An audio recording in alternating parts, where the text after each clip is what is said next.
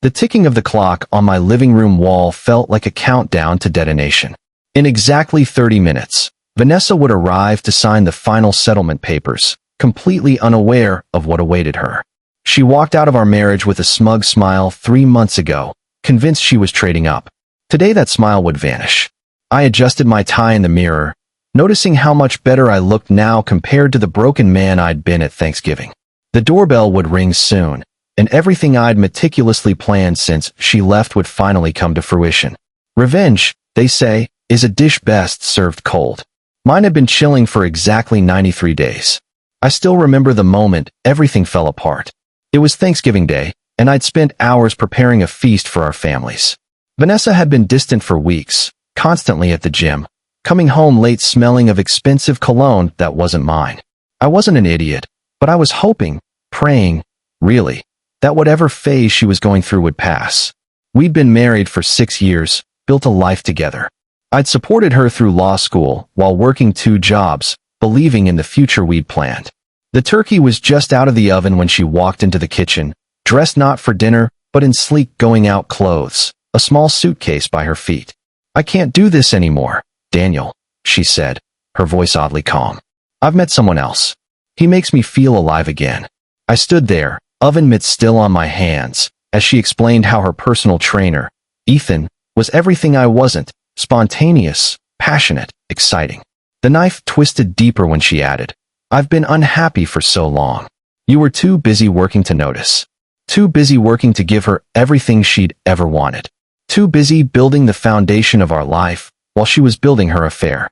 When she left that day, I called everyone and canceled dinner. I sat alone at our dining table, surrounded by uneaten food, trying to process how 6 years could end on a random Thursday while a turkey went cold. The following weeks were a blur of pain and confusion.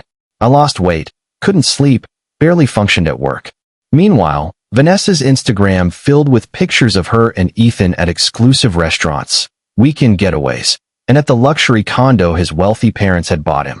She seemed determined to show the world how happy she was without me. That's when something inside me changed. The hurt crystallized into clarity, and I remembered something critical. I wasn't just the loving husband she'd discarded.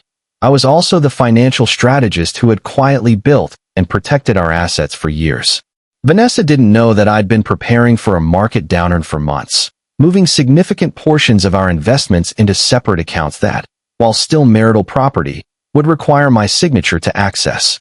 She had no idea that her name wasn't on the deed to our vacation property in Maine because of how I'd structured the purchase through my family's limited liability company. She'd been too busy with her training sessions to attend meetings with our financial advisor, where I discussed inheritance money from my grandmother that remained carefully segregated from our marital assets.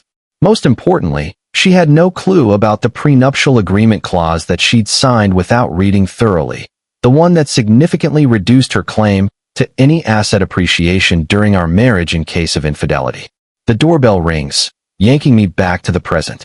My lawyer, Marcus, gives me a reassuring nod from across the room. "Remember what we discussed," he says quietly. "Let me do the talking." I take a deep breath and open the door. Vanessa stands there, still beautiful but noticeably stressed. The designer outfits and perfect makeup can't hide the shadows under her eyes. Behind her is her lawyer, Charlotte, a shark in stilettos known for bleeding divorcing husbands dry. They don't know that Marcus and I have prepared for every argument they might make. "Let's get this over with," Vanessa says, brushing past me without meeting my eyes. She smells different now, a cheaper perfume than the one I used to buy her every Christmas.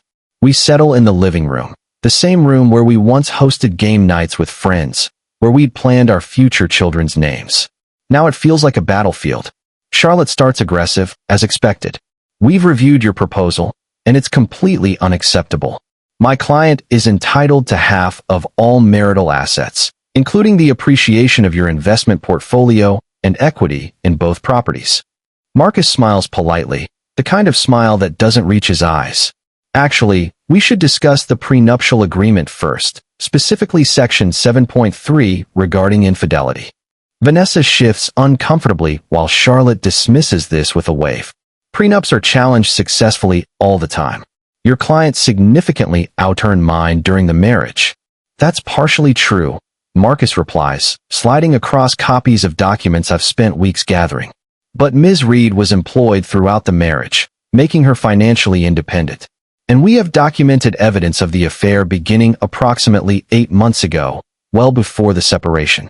Charlotte flips through the pages, her expression darkening. I watch Vanessa's face as she realizes what's happening. I'd hired a private investigator months before she left, not because I wanted divorce ammunition, but because I'd hoped to save our marriage by confronting the issue. Instead, I'd inadvertently gathered exactly what I'd need for this moment. Even disregarding the prenup, Marcus continues smoothly. Several of these assets aren't marital property at all. He explains the vacation property's ownership structure, my inheritance, and the investment accounts requiring dual authorization, all done legally and disclosed in our financial records that Vanessa had access to but never bothered to review. Additionally, there's the matter of the loan. This catches Vanessa's attention. What loan? She demands, looking at me directly for the first time. Marcus slides another document across the table. The loan of $87,000 provided by my client to cover Ms. Reed's law school expenses and bar exam preparation. The terms clearly state repayment would be forgiven after 10 years of marriage. Since the marriage lasted only 6 years. This is when Vanessa loses her composure. You can't be serious. We agreed that was an investment in our future. Her words hit me like a physical blow. An investment in our future. The future she threw away for a man who posts shirtless workout videos online. We invested in a lot of things. I say quietly, my first words since they arrived. You decided our investments weren't worth keeping. Charlotte whispers something to Vanessa, who looks increasingly panicked. They request a break, stepping outside to confer privately. Marcus gives me an approving nod. They're realizing their position is weaker than they thought. Stay calm. When they return, Charlotte's approach has completely changed. We're prepared to be reasonable, she begins. My client is willing to forfeit claims to the vacation property and accept a reduced portion of the investment accounts. However, the loan forgiveness seems punitive. Marcus counters with our prepared position, and negotiations begin in earnest. Throughout the back and forth, I notice Vanessa texting someone, undoubtedly Ethan. I wonder what she's telling him. That the wealthy lifestyle she promised might not materialize after all. That the woman who walked out smiling on Thanksgiving is now fighting for financial survival. 3 hours later, we reach an agreement. It's not everything Marcus and I had aimed for, but it's close. Vanessa gets to keep her car, her personal possessions, and a modest settlement that's about 1/4 of what she initially demanded. I retain the house, the vacation property, my investments, and, most importantly, my dignity. As Charlotte reviews the final documents with Marcus, Vanessa asks to speak with me privately. Against my better judgment, I agree. We step onto the back porch, the same porch where we used to drink coffee on Sunday mornings. Why are you doing this? She asks, her voice both angry and wounded. You could have been fair. You have more than enough. I look at her, really look at her, for the first time since she walked out. Fair? Was it fair when you threw away 6 years without even trying to fix things? Was it fair when you told everyone I was emotionally unavailable while I was working 60-hour weeks to build the life you wanted? She flinches, but recovers quickly. We were unhappy. You know we were. I shake my head. No, Vanessa. You were unhappy. I was just unaware. There's a difference. I pause, measuring my next words carefully. I'm not doing this out of spite. I'm doing it because these are the natural consequences of your choices. You chose Ethan over our marriage. That's your right. But you don't get to choose Ethan and keep the life I built. Her eyes fill with tears that I once would have done anything to prevent. He's not what I thought, she admits quietly. My heart skips despite my determination to remain unmoved. He's been distant since I moved in. His condo association is threatening eviction because his parents haven't been paying the fees like he claimed. My name isn't on anything. For a moment, I almost feel sorry for her. Almost. That sounds familiar, I say. Except I put your name on everything that mattered. You just didn't value it. She reaches for my arm, but I step back. Daniel, please. We could try again. I made a mistake. The words I've imagined hearing for months now sound hollow, pathetic even. No, I say simply. We can't. But I'll tell you what I will do. Since you're concerned about Ethan's living situation, I'll remove the loan repayment from the settlement. Confusion crosses her face. Why would you do that? I smile for the first time today. Because I want you to have the freedom to leave him too, if that's what you decide. I don't want you trapped by finances the way you claimed you were with me. Her expression crumples as she realizes I'm not offering reconciliation but independence from her new mistake. That's cruel, she whispers. I shake my head. It's the opposite of cruel. It's me finally putting myself first while still caring about your welfare. Something you never managed to balance. We return inside where the lawyers are waiting.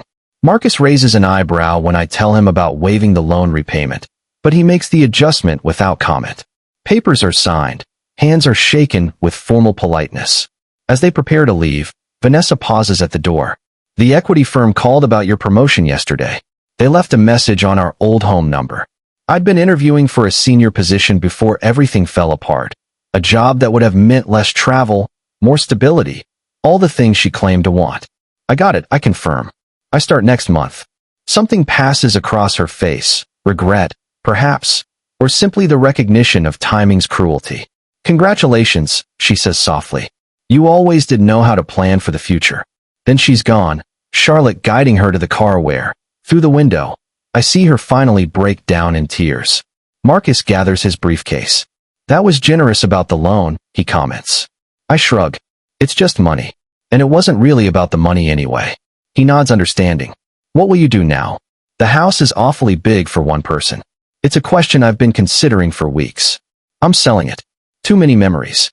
I've already put an offer on a condo downtown, closer to the new office. He smiles. Fresh start. Good for you. After he leaves, I walk through the empty house, remembering the life I thought I'd have here. I should feel victorious after today, but instead, I just feel tired. My phone buzzes with a text from Layla, my sister. All done? How did it go? I type back, signed and settled. I'm free. Her response comes quickly. Dinner at my place tonight. No arguments. Jordan's cooking. The thought of my brother-in-law's infamous experimental cuisine makes me smile despite everything. At least I still have family who care. It's something Vanessa gave up when she walked out.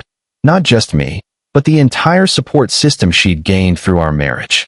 My phone buzzes again, but this time it's not Layla. It's a number I don't recognize. The message simply reads, I'm sorry. For everything. V. I don't respond. There's nothing left to say. As I pack up my laptop, preparing to head to my sister's house, I think about the path that brought me here. The long nights working while Vanessa complained about feeling neglected. The promotions I earned while she accused me of prioritizing career over marriage. The savings accounts I built while she spent impulsively. For years, I thought my dedication to our financial security was a flaw, that I should have been more spontaneous, more present, more like Ethan. Now I understand it was my strength all along. That discipline protected me when my heart couldn't. Driving to Layla's, I pass by Vanessa's gym, the place where our marriage really ended. I wonder if Ethan is working today, if he even knows about the settlement. Part of me hopes he makes Vanessa happy, despite everything. Another part, the honest part, hopes he turns out to be exactly the mistake I believe him to be. Either way, it's no longer my concern. My phone rings through the car speaker, and I see it's Marcus calling. One more thing, he says when I answer. The vacation property rental agency called. The summer bookings are already filling up. You should clear about $30,000 in rental income this year. I smile at the irony. That property had been Vanessa's idea originally, a place for us to spend summers when we had kids. Now it would fund my new life without her. By the time I reach Layla's house, I've made a decision.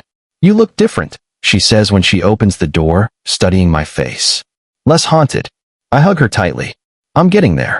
Inside, Jordan is massacring what might have once been salmon, and my nephews are building an elaborate fortress from sofa cushions. This chaotic, loving scene feels more like home than my empty house ever could now.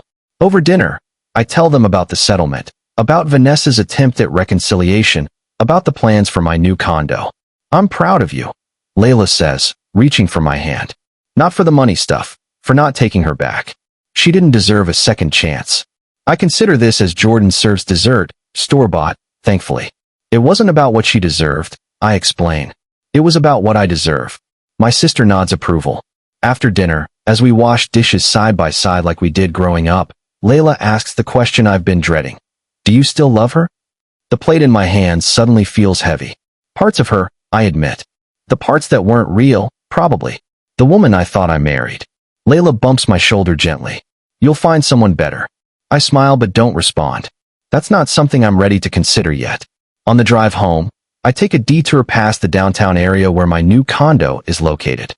The streets are alive with people enjoying the spring evening, couples walking hand in hand, friends laughing outside restaurants. A life I could be part of again someday, when I'm ready.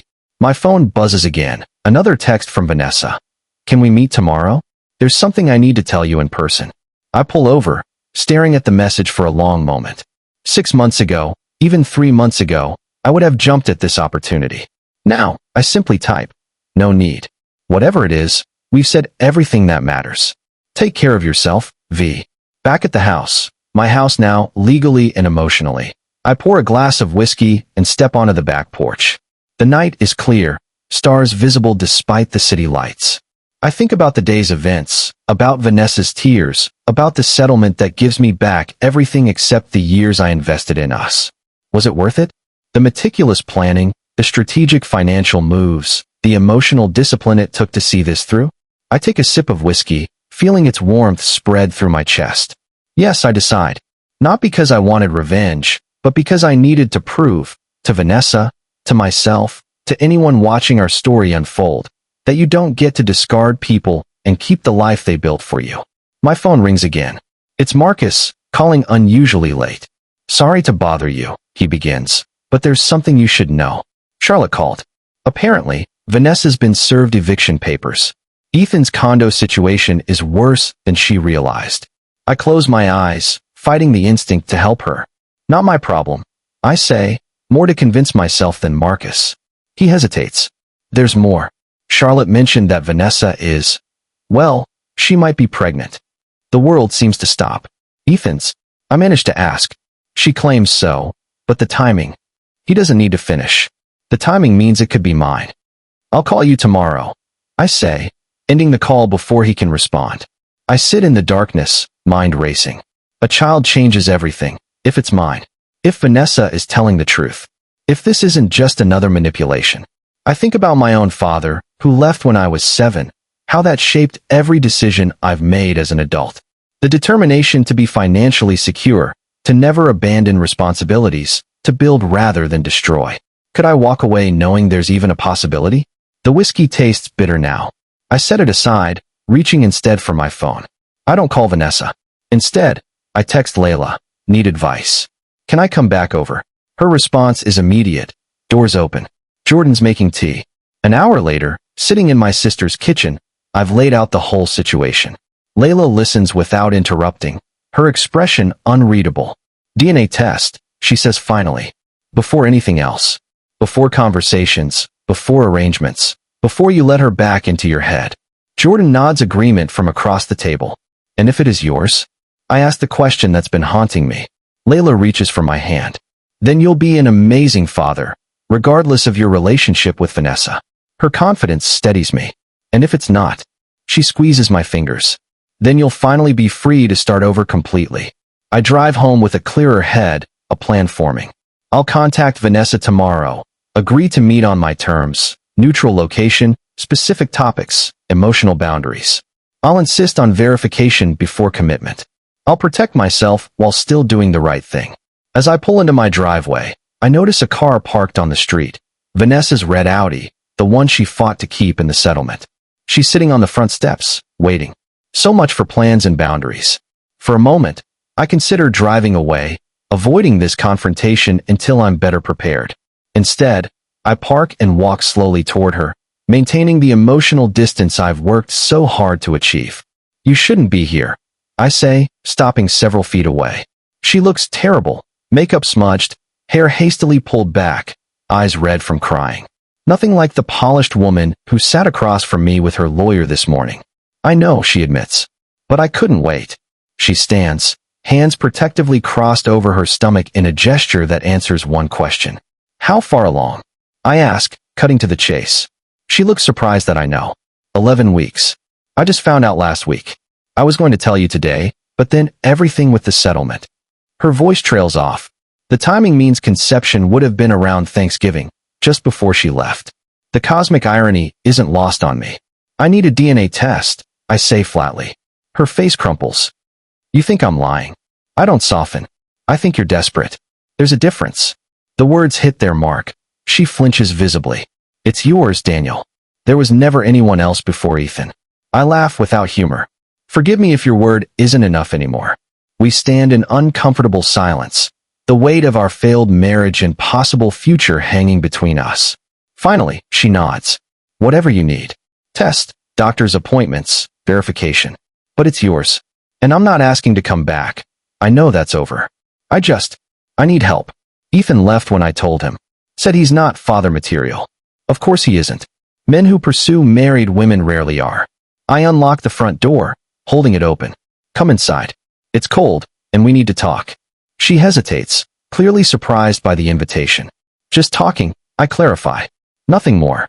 Inside, the house feels different with her in it. Smaller somehow, charged with memories both good and painful. We sit at the kitchen counter, the granite surface between us like a demilitarized zone. What do you want, Vanessa? Beyond help with the baby. She looks down at her hands, at the tan line where her wedding ring used to be. A chance to apologize properly. Not for sympathy or reconciliation, but because you deserve to hear it. I wait, silent, as she continues. I convinced myself our marriage was the problem when it was me. I was bored, restless, looking for excitement instead of appreciating stability. Ethan was a fantasy. The reality turned out to be very different. I pour us both water, needing something to do with my hands. That doesn't explain why you're here now, pregnant and homeless. Her laugh is hollow. Karma, I guess. Everything fell apart so fast. Ethan lost his training clients when the gym owner found out he was sleeping with members. His parents cut him off when he couldn't hold a job. The eviction is just the final straw. Part of me, a small, vindictive part, feels satisfaction. The rest just feels tired. And now you want what? Money? A place to stay? She shakes her head. Just time. Time to figure out my next steps. I can stay with my cousin in Philadelphia until I find work there. I just need a few weeks. We talk for hours, covering practical matters first, the pregnancy timeline, medical care, financial considerations. Then deeper issues, how we got here, what went wrong, the truths we both avoided. It's the conversation we should have had months ago, before lawyers and settlements and other people got involved. By the time we finish, it's nearly dawn. You can use the guest room tonight, I offer. We'll figure out the rest tomorrow. She nods gratefully, too exhausted to argue. As she heads upstairs, she pauses. For what it's worth, I am sorry. Not because everything fell apart, but because I hurt you. You didn't deserve that. I don't sleep. Instead, I sit on the back porch watching the sunrise, thinking about second chances and boundaries, about fatherhood and forgiveness. By the time Vanessa comes downstairs, I've made a decision. I've called a realtor. I tell her over coffee. The house will go on the market next week. You can stay until then, in the guest room. She nods, accepting this limited generosity. And after that, I take a deep breath. I've made an offer on a 2-bedroom condo downtown. If the DNA test confirms the baby is mine, you can use the 2nd bedroom until the birth. After that, we'll work out co-parenting arrangements. Her eyes widen. You do that? After everything? Not for you, I clarify. For the baby. For the person I want to be. I pause, making sure she understands. This isn't reconciliation, Vanessa. This is responsibility. We'll need clear boundaries, separate lives beyond the child. I'm not taking you back. To her credit, she doesn't push or plead. She simply nods. I understand. And I'll prove that the baby is yours, that this isn't manipulation. I'm not sure I believe her, but I'm willing to wait for proof. We spend the rest of the morning making lists, what she needs from storage, medical appointments to schedule, people to inform. It feels surreal, planning a shared future with the woman who shattered our past. Later that day, I drive to Layla's to explain my decision. She's skeptical but supportive. Just protect yourself, she warns. Legally and emotionally. I promise I will. On the way home, I call Marcus to update him on the situation. He's professionally neutral but advises a formal agreement even before the DNA results. Specify that any support is contingent on paternity, he emphasizes. And don't put her name on anything. Lessons I've already learned the hard way. When I return home, Vanessa is on the porch talking with our elderly neighbor, Mrs. Patel, who's clearly just heard the pregnancy news. Her expression when she sees me is a mixture of confusion and delight. "Such a blessing," she says, patting my arm. "A new beginning." I don't correct her assumption that we've reconciled. Some explanations are too complicated for casual conversations. Vanessa catches my eye, understanding passing between us. This will be our reality now, navigating other people's perceptions while creating a new relationship built not on romance, but on shared responsibility. That evening, as Vanessa unpacks the few belongings she brought from Ethan's, I finalize the paperwork for my new condo. The timing works out perfectly. I can move in next week, leaving the house ready for showings. When I tell Vanessa, she nods acceptance. "Thank you for not leaving me completely stranded. I know you could have." There's a humility in her voice I've never heard before. "I'm not doing this to be thanked," I reply. "I'm doing it because it's right." She studies me for a moment.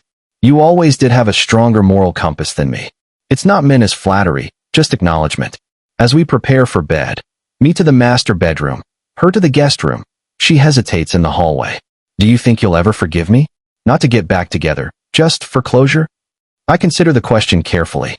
"I don't know," I answer honestly. "Right now, I'm focused on moving forward, not looking back." She accepts this with a small nod. "That's fair. Good night, Daniel." As her door closes, I feel something shift inside me. Not forgiveness exactly, but perhaps the beginning of acceptance. The life I planned is gone, replaced by something I never imagined. But maybe, just maybe, this unexpected path will lead somewhere worthwhile after all. In the morning, I wake to the smell of breakfast cooking, Vanessa making peace offerings in the form of pancakes. We eat in companionable silence, two people who once shared everything, now careful strangers united by possibility. My phone buzzes with a message from the realtor. "Someone wants to view the house today." "That was fast," Vanessa comments. I nod. "Good market right now." Another silence. Then she asks the question that's clearly been on her mind. "Why are you really doing this? You could fight me on custody, make me prove paternity before offering any help. Most men would." I set down my fork, considering my answer. "Because I spent months plotting the perfect revenge," I admit finally. "I calculated exactly how to take back everything you didn't appreciate. And I succeeded. But it didn't fix anything." I meet her eyes directly. I don't want to be the person who prioritizes winning over doing right. That's not who I am. She looks away first, tears threatening. I wish I'd seen that before. I shake my head. "No, you saw it. You just wanted something else at the time." We finish breakfast, clear the dishes, retreat to separate corners of the house that will soon belong to neither of us. Later, as potential buyers walk through our former life together, examining closets and commenting on fixtures, Vanessa and I sit on the back porch. "Do you think the baby will bring us back together?" she asks suddenly. I appreciate her directness, if not the question itself. "No," I answer truthfully. "I think the baby will give us a connection we can't break, but not the kind you're hoping for." She nods, hands resting on her still flat stomach. I think I knew that. I just needed to hear it. The buyers leave, the realtor gives me a thumbs up, and life continues its inexorable forward motion. That evening, I call my parents to tell them about the pregnancy. My mother's joy is immediate and uncomplicated, my father's response more measured. "Are you sure about this arrangement?" he asks when we speak privately. "Living together, even temporarily?" I explain my reasoning, practical support during pregnancy, time to establish clear co-parenting guidelines, dignity for both parties. He listens without interrupting. "You're a better man than I was," he says finally. "Wiser too." From him, this is the highest praise possible. "I learned from your mistakes," I reply without accusation. "That's what fathers are for, right?" His laugh holds a touch of regret. "Among other things, son. Among other things." As the week progresses, Vanessa and I establish a cautious routine. She researches job opportunities in Philadelphia while I finalize my relocation plans. We schedule a paternity test, the earliest possible given the pregnancy timeline. We discuss names, hypothetically, over dinner one night, not choosing, just exploring possibilities. It's strange how civil divorce can become when both parties have accepted the end. In many ways, we communicate better now than we did in our final months of marriage. The day before I'm scheduled to move, Vanessa receives a call that changes everything. Her cousin in Philadelphia has taken a job overseas. The place to stay no longer exists. I watch her face crumple as she ends the call, sees me watching, attempts to compose herself. "Minor setback," she says with forced brightness. "I'll figure something out." But we both know her options are limited. No job, minimal settlement, a pregnancy that makes new employment challenging. I should feel vindicated. After all, these are the consequences of her choices playing out exactly as I predicted.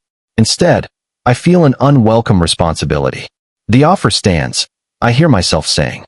"The second bedroom in the condo. Until you find something else." Her relief is palpable, though she tries to hide it. "Are you sure?" It's a lot to ask. I'm not sure at all, but I nod anyway. "We'll need rules. Clear boundaries. Separate lives under one roof." She agrees immediately, gratitude overwhelming pride. We spend the evening outlining our arrangement: shared spaces, private territories, financial responsibilities, visitors policy. It's the most businesslike conversation we've ever had, more detailed than our actual marriage agreements were. This time, we're leaving nothing to assumption or goodwill. Moving day arrives with surprising smoothness. The furniture division had been settled during divorce negotiations. She gets the dining set. I keep the living room pieces. Bedroom furniture stays with the house.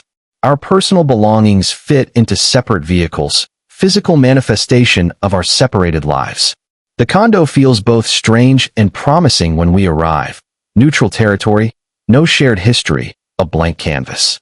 Vanessa takes the smaller bedroom without complaint, helping unpack kitchen items with practical efficiency. By evening, the space feels habitable if not yet homey. Our first dinner in the new place is takeout eaten from containers at the kitchen counter, bar stools still wrapped in plastic. To new beginnings, I offer, raising my water glass in a gesture somewhere between ironic and sincere. Vanessa meets the toast with equal ambivalence. To doing better this time, she amends. We eat in companionable silence. Two people who once shared everything, now sharing only space and future responsibility. It's not the life I planned, not even close.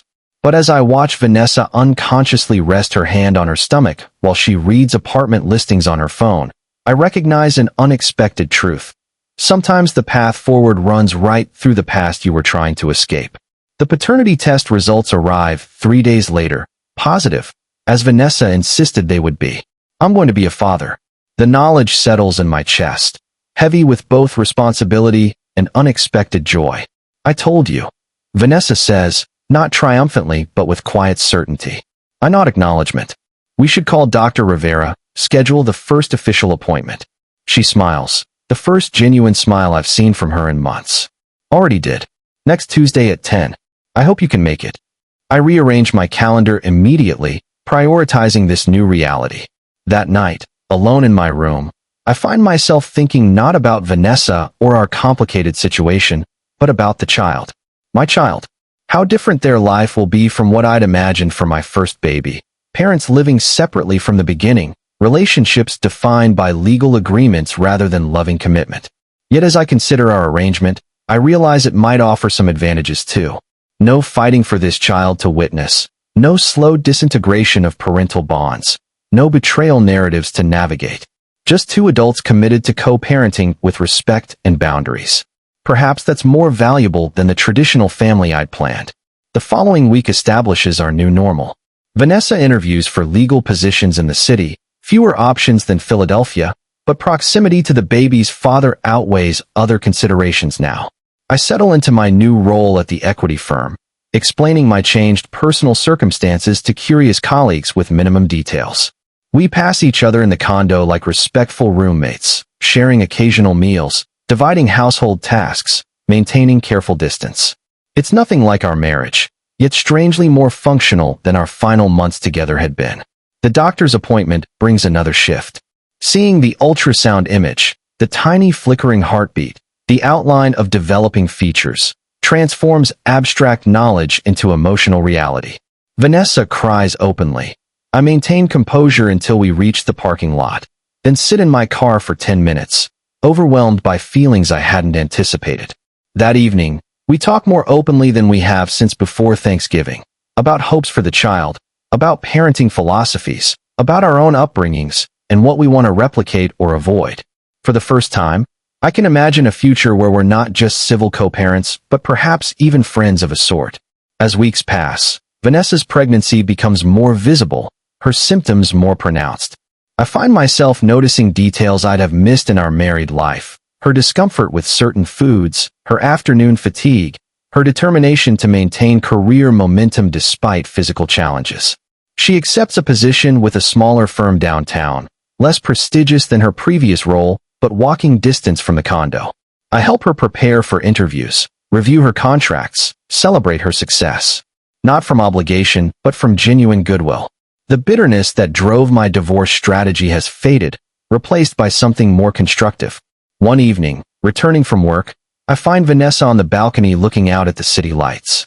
Her silhouette is changed now, the pregnancy unmistakable at 20 weeks. Everything okay? I ask, joining her with careful distance maintained. She smiles ruefully. Just thinking about parallel universes. One where I never met Ethan. One where I wasn't so restless and dissatisfied. One where we're still happily married, planning this baby together. I consider deflecting with practicality, but opt for honesty instead. I think about that too sometimes. She looks surprised. You do? I nod, leaning against the railing. Not because I want that life back, but because I wonder how things might have been different if we'd both been more honest earlier. We talk late into the night, not about reconciliation, but about recognition, of patterns we brought into our marriage, of communication failures, of incompatible expectations.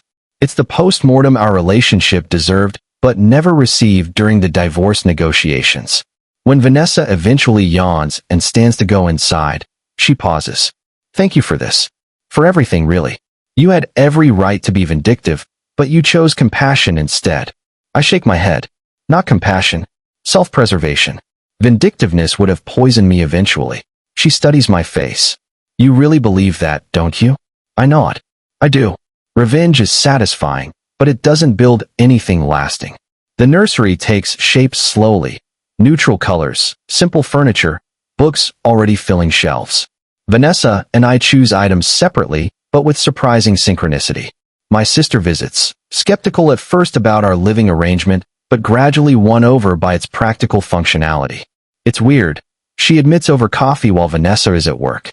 But it seems to be working for you both. I acknowledge this with a nod. Not forever. Just until the baby's born, maybe a few months after. Then separate households, but coordinated parenting. Layla studies me carefully. And you're really okay with that? With her moving on eventually, meeting someone new? The question triggers an unexpected pang I choose to ignore. That's always been the plan. As Vanessa enters her third trimester, our temporary arrangement feels increasingly permanent. We've developed rhythms and routines, carved out both shared and private spaces in our lives. The pending birth both unites and separates us, a shared adventure and separate journeys simultaneously. One night, helping Vanessa set up her laptop for a virtual baby preparation class, I asked the question that's been lingering. Do you regret it? Leaving at Thanksgiving. She considers this carefully, one hand resting on her now prominent belly. Parts of it, she admits. The timing, the way I handled it, hurting you unnecessarily. But not the separation itself. We needed that, even if I chose a terrible path to get there. Her honesty is refreshing if painful. I think you're right, I concede. We weren't working anymore. I just couldn't see it. She smiles sadly. Because you were too busy working to provide the life you thought I wanted. The irony isn't lost on either of us. The class begins, ending further conversation, but the exchange stays with me. Perhaps our marriage was always destined to end. Perhaps Ethan was merely a catalyst rather than a cause. The thought brings unexpected peace, failure shared rather than blame assigned. The baby arrives 2 weeks early, a girl, 7 pounds 3 ounces, perfect in every detail. We name her Eliza Grace, a name from neither family but chosen together. In the hospital room, watching Vanessa hold our daughter for the first time, I feel something shift fundamentally. This child connects us permanently, more binding than marriage vows ever were. Yet it's not the connection I feared during divorce negotiations, not a trap or manipulation. It's something separate from our failed relationship, a new beginning rather than painful continuation. The first weeks of Eliza's life blur together, sleepless nights, shared responsibilities, learning curves steep for both new parents. Vanessa and I trade off duties with surprising harmony. Our business-like arrangement evolving into genuine partnership. Not romance rekindled, but something equally valuable. Mutual respect, shared purpose, collaborative problem-solving. Family visits bring complications. Well-meaning questions about our relationship status, assumptions about reconciliation, judgments about our unconventional arrangement. We present a united front, explaining without defensiveness or apology. 3 months after Eliza's birth, Vanessa raises the subject we've both been avoiding. "It's time for me to find my own place," she says one evening after we've put the baby down. "This was always temporary, and we've extended it longer than planned. Though I've known this moment was coming, prepared for it practically and emotionally, her words still trigger unexpected resistance. There's no rush," I find myself saying. The arrangement is working well for Eliza. Vanessa's expression is gentle but determined. For Eliza, yes. But we need to establish our separate lives eventually. Better now while she's too young to notice the transition. She's right, of course. Our current situation, however functional, was never meant to be permanent. The divorce was final for good reasons. The temporary reconciliation served its purpose during pregnancy and early infancy. Yet as I help Vanessa research apartments within reasonable distance, assist with application paperwork, discuss furniture needs, I'm conscious of conflicted feelings I hadn't anticipated. Not regret exactly, not renewed romantic interest, but something adjacent to both. A recognition of what we've built in these strange transitional months, different from, but no less valuable than our marriage had been. The day Vanessa moves out, to a sunny one-bedroom just 15 minutes away, feels significant but not tragic. We've planned the transition carefully, established visitation schedules, discussed communication protocols. Eliza will split time between households once she's weaned, but for now, she'll stay primarily with Vanessa with daily visits from me. As I help carry the last boxes to Vanessa's car, she pauses. "This isn't goodbye, you know. We're going to see each other constantly because of Eliza." I nod, suddenly unable to articulate the complex emotions of the moment. "I know. It's just different." She smiles understanding. "Everything is different now, but maybe better in some ways." That evening, alone in the condo with Eliza visiting her mother's new apartment, I reflect on the journey from Thanksgiving to now. The betrayal that shattered my world. The calculated revenge that brought hollow victory. The unexpected pregnancy that changed everything.